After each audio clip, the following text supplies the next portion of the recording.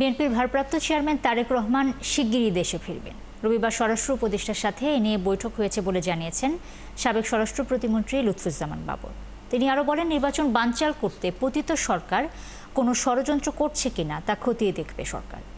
এদিকে যাবজ্জীবন সাজাপ্রাপ্ত বয়স্ক কারাবন্দীর সাজার মেয়াদ কমানোর চিন্তাভাবনা চলছে বলে জানান স্বরাষ্ট্র উপদেষ্টা। শারমিনীর রিপোর্টে বিস্তারিত। 1860 সালের পেনাল কোড অনুযায়ী বাংলাদেশে অপরাধী যাবজ্জীবন সাজার মেয়াদ 30 বছর। তবে বয়স্ক বন্দীদের জন্য এই সাজা কমানোর চিন্তা করছে অন্তর্বর্তী সরকার। আইন শৃঙ্খলা সংক্রান্ত কোর কমিটির বৈঠক শেষে স্বরাষ্ট্র উপদেষ্টা জানান, দ্রুতই এ বিষয়ে সিদ্ধান্ত নেওয়া হবে। যারা আছে বন্দী আছে, অনেক বয়স হয়ে গেছে, তারা ধরেন বিভিন্ন রোগ আক্রান্ত, এবং তাদের ঔষধের ব্যাপারে একটা বাজেটেরও বেশি দরকার হয়।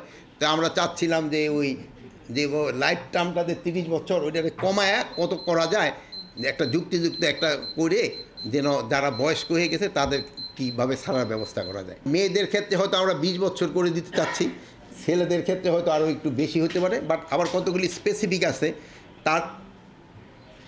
তার বয়সটা কত ওটাও দেখতে হবে। ডাকসু ও জাকসু নির্বাচনে আইন শৃঙ্খলা পরিস্থিতি নিয়ে কারো কোনো প্রশ্ন ছিল না বলেও এক প্রশ্নের জবাবে জানান উপদেষ্টা।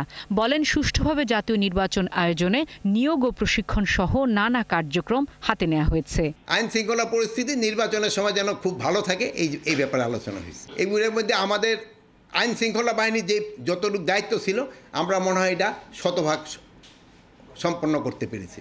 আমাদের আইন শৃঙ্খলা বাহিনীর সম্বন্ধে কারো কোনো ধরনের কোনো অভিযোগ নাই, এবং আমাদের কোনো প্রস্তুতিরও কোনো অভাব ছিল না। এদিকে বিকেলে স্বরাষ্ট্র উপদেষ্টার সাথে সৌজন্য সাক্ষাৎ করেন সাবেক প্রতিমন্ত্রী লুৎফুজ্জামান বাবর। এ সময় তারেক রহমানের দেশে ফেরার বিষয়ে আলোচনা হয়েছে বলেও জানান বিএনপির এই নেতা।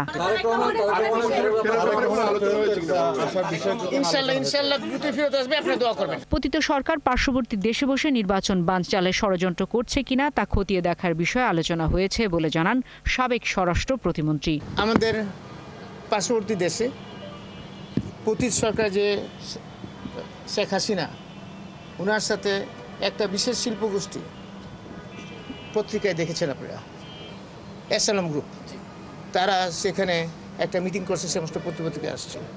সেটা মিটিংয়ের উদ্দেশ্য ছিল বাংলাদেশের নির্বাচন বানচাল করা, নির্বাচনের বিভিন্ন সহিংস ঘটনা ঘটানো। এটা তো একটা উদ্বিগ্নের জায়গা। অন্তর্বর্তী সরকার আইন শৃঙ্খলা পরিস্থিতি স্বাভাবিক করতে যথেষ্ট চেষ্টা করছে বলেও জানান বিএনপির নেতা। শারমিন নীরা, ৭১, ঢাকা।